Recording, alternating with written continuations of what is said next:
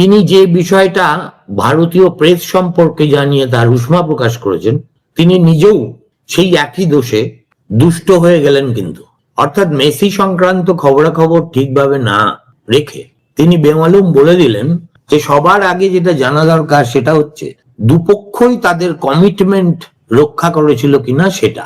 এবার এই প্রশ্ন তুলে যদি তিনি ছেড়ে দিতেন তাতে কিছু যায় আসতো না, কিন্তু তিনি একেবারে মেসি এবং তার এন্টুরাজকে কালপ্রিট ঠাউরে বসেছেন।